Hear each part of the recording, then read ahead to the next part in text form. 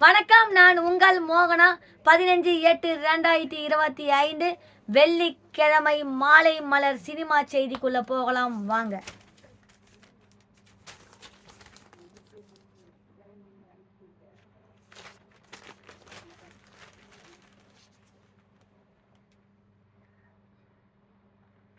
எழுபத்தி 5 வயதில் ரஜினி அவர்கள் நடிக்கும் போது நான் இசையமைக்க கூடாதா? இசையமைப்பாளர் கங்கை அமரன் அவர்கள். வீர அன்பரசு இயக்கி நடித்துள்ள படம் கமாண்டோவின் லவ் ஸ்டோரி. படத்தை ஏ பிக்சர்ஸ் அனுராதா அன்பரசு தயாரித்துள்ளார். படத்தில் பப்ளு, சக்திவேல், ஜானகி, ஏஞ்சல், ஸ்ரீதேவி உள்பட பலர் நடித்துள்ளனர். இந்த நிலையில் படத்தின் முதல் தோற்றத்தை இசையமைப்பாளர் கங்கை அமரன் அவர்கள் வெளியிட்டு பேசுகையில், கமலஹாசன் அவர்கள் இயல்பாக இருக்க மாட்டார், ரஜினி அவர்கள் மிகவும் இயல்பாக இருப்பார், கமல் அவர்கள் பற்றி இன்னும் சொல்லலாம், ஆனால் அவர் இப்போது MP ஆகிவிட்டதால் இத்துடன் நிறுத்திக் கொள்கிறேன். ஹேராம் படத்தின் புதுவிதமான பாட்டு உருவாவதற்கு நான் தான் காரணம். ஆனால் இதை இளையராஜாவோ கமலஹாசனோ இளையராஜா ஐயா அவர்களோ கமலஹாசன் ஐயா அவர்களோ எந்த மேடையிலும் சொல்லவில்லை. எனக்கு நானே சொல்லிக் கொள்கிறேன். இந்த வயதிலும் ரஜினிகாந்த் ஐயா அவர்கள் நடிக்கும் போது அவர் வயதை ஒட்டிய நான் ஏன் இசை அமைக்க கூடாது? நான் இசை அமைக்க தயாராக இருக்கிறேன். 10 வருடங்கள் என்னை இளையராஜா ஒதுக்கி வைத்திருந்தார். இவ்வாறு அவர் கூறினார்.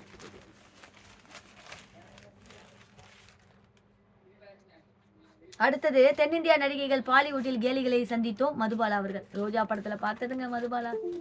சின்ன சின்ன ஆசை சிறகடிக்கும் ஆசை, அந்த படத்துல பார்த்தது பாருங்க. நாங்களாம் சின்ன சின்ன பசங்க, நாங்க எங்க தங்கச்சிலாம் பாருங்க.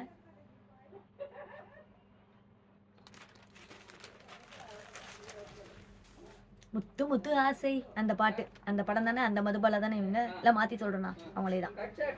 ரோஜா, அதே தான். ரோஜா, ஜென்டில்மேன் உள்பட பல படங்களில் நடித்து தமிழ் சினிமாவில் பிரபல நடிகையாக இருந்தவர் மதுபாலா அவர்கள். மதுபாலாவின் பேரழகும் அவரது நடிப்பும் தென்னிந்திய ரசிகர்களை மட்டுமின்றி பாலிவுட் ரசிகர்களையும் கவர்ந்து வந்தது. தமிழ், மலையாளம், தெலுங்கு அவரது நடிப்பும். ஆமாம், மதுபாலா இந்தி மொழியிலும் பல படங்களில் நடித்தார். இந்நிலையில் திருமணமாகி 2 மகள்கள் இருக்கும் நிலையில் சினிமாவிலிருந்து பல வருடங்களாக ஒதுங்கியிருந்தார். மீண்டும் சினிமாவில் நடிக்க தொடங்கியிருக்கும் மதுபாலா ஸ்வீட் காரம் காப்பி என்ற வெப் தொடர் மற்றும் கண்ணப்பா உள்பட சில படங்கள் நடித்து வருகிறார். இந்நிலையில் அவரது ஆரம்ப கால சினிமா வாழ்க்கையில் பாலிவுட்டில் சந்தித்த கேலி பிரச்சனைகள் குறித்து அவர் கூறியதாவது: தென்னிந்திய கலைஞர்கள் ஒரு காலகட்டத்தில் பாலிவுட்டில் பெரிய கேலிகளை எதிர்கொள்ள வேண்டியிருந்தது.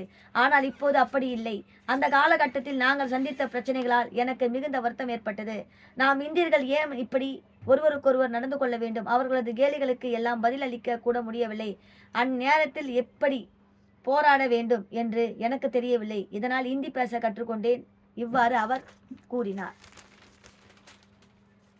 பாலிவுட் பணக்கார நடன இயக்குனர்கள்.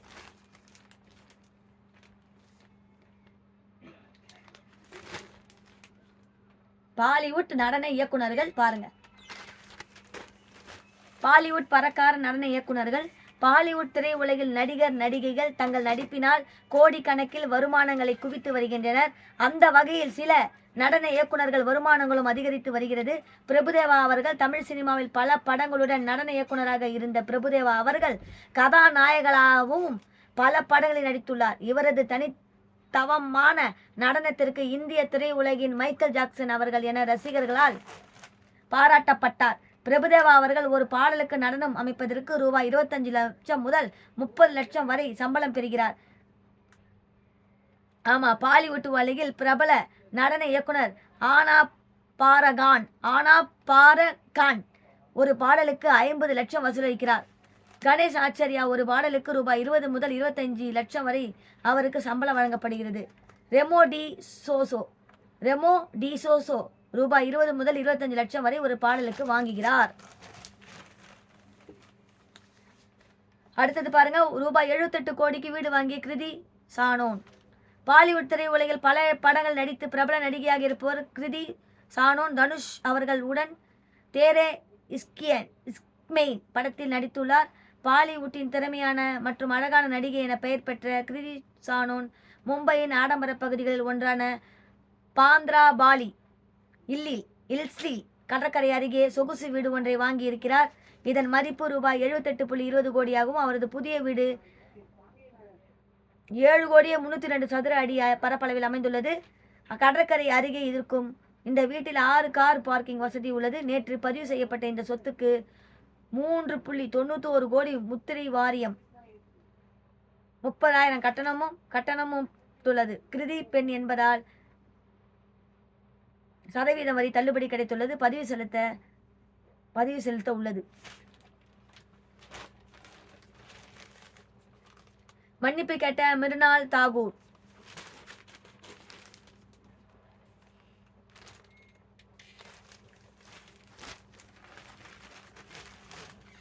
நடிகை மிர்னால் தாகூர் நடிகை பி பாசா பாசுவை உருவ கேலி செய்த பழைய வீடியோ காட்சிகள் சமீபத்தில் வெளியாகி மிகுந்த சர்ச்சையை ஏற்படுத்தியது. இதையடுத்து நடிகை பி பாசா பாசுவை அவமானப்படுத்தியதற்காக மன்னிப்பு கோரி வீடியோ வெளியிட்டுள்ளார். அதில் அவர் கூறி இருப்பதாவது: 19 வயது ஒரு பெண் டீனேஜ் பெண்ணாக நான் இருந்தபோது பல விஷயங்களை அறியாமையினால் சொன்னேன். என் வார்த்தைகள் காயப்படுத்தக்கூடும் என்பது எனக்கு அப்போது புரியவில்லை. அதற்காக நான் மிகவும் வருந்துகிறேன். யாரையும் உடல் ரீதியாக அவமானப்படுத்துவது என் நோக்கம் அல்ல. ஒரு நேர்காணலில் விளையாட்டுத்தனமாக கூறிய வார்த்தைகள் மிகைப்படுத்தப்பட்டது. ஆனால் அது எப்படி வந்தது என்பதை நான் புரிந்து கொண்டேன். அழகு எல்லா வடிவங்களிலும் அழகு இல்லை என்பதை பாராட்டும் வகையில் நான் வளர்ந்துள்ளேன். அது இப்போது நான் உண்மையிலே மதிக்கும் ஒன்று. இவ்வாறு அவர் கூறினார். நடிகை மிருனால் தாகூர் பழைய நேர்காணல் ஒன்றில் நான் பி பாஷா பாசுவை விட சிறந்தவள். உண்மையை விட பழைய நேர்காணல் ஒன்றில் நான் பி பாசுவை விட சிறந்தவள். ஆண்மை தாசைகள் கொண்ட பெண்ணை நீங்கள் திருமணம் செய்து கொள்ள விரும்புகிறீர்களா? போய் பி பாஷாவை திருமணம் செய்து கொள்ளுங்கள் என்று கூறி இருந்தது குறிப்பிடத்தக்கது. என்னன்னா, நடிகை மிர்னால் தாகூர் பழைய நேர்காணல் ஒன்றில் சொல்லிக்கிறாங்க, என்னன்னா ஆண்மை தசைகள் கொண்ட பெண்ணை நீங்கள் திருமணம் செய்து கொள்ளுங்கள் என்று சொல்லியிருக்கிறாங்க மிர்னால் தாகூரை.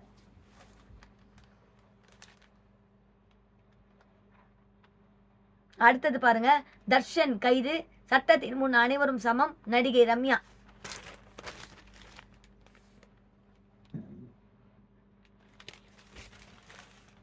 ரேணுகாசாமி கொலை வழக்கில் கைதாகி சிறையில் அடைக்கப்பட்ட நடிகர் தர்ஷன் ஜாமீனில் வெளியே வந்தார். இந்நிலையில் அவரது ஜாமீனை உச்ச நீதிமன்றம் நேற்று ரத்து செய்தது. இதைத் தொடர்ந்து தர்ஷன் கைது செய்யப்பட்டு மீண்டும் சிறைக்கு சென்றார். இதுகுறித்து நடிகை ரம்யா வெளியிட்டுள்ள பதிவில், ரேணுகாசாமி கொலை வழக்கில் தர்ஷன் ஜாமீனை உச்ச நீதிமன்றம் ரத்து செய்துள்ளது. சட்டத்தின் முன் அனைவரும் சமம் என்பதை இந்த தீர்ப்பு வெளிப்படுத்துகிறது. நிதி அமைப்பின் மீது நம்பிக்கை வையுங்கள். சட்டத்தை உங்கள் கையில் எடுத்துக் கொள்ளாதீர்கள். நீதி நிலை நாடட்டும். உங்கள் மனசாட்சிக்கு உண்மையாக இருங்கள் என பதிவிட்டுள்ளார். ரேணுகாசாமி கொலை வழக்கு தொடர்பாக நடிகை ரம்யா சமீபத்தில் சில கருத்துக்களை வெளியிட்டு இருந்தார். இதை அடுத்து தர்ஷன் ரசிகர்கள் அவர் மீது கடும் விமர்சனங்கள் செய்ததுடன் ரம்யாவுக்கு ஆபாச புகைப்படங்களை அனுப்பினார். இது குறித்து போலீசில் ரம்யா புகார் அளித்துள்ளார். புகாரின் 2 பேரில் சில தினங்களுக்கு முன்பு கைது செய்யப்பட்டார். இத்துடன் இந்த சினிமா செய்திகள் மாலை முடிவடைந்துவிட்டது. அதோடு நான் டாடா பை பை சொல்லி விடைபெறுகிறேன். உங்கள் ஆர் மோகனா. நன்றி, வணக்கம்.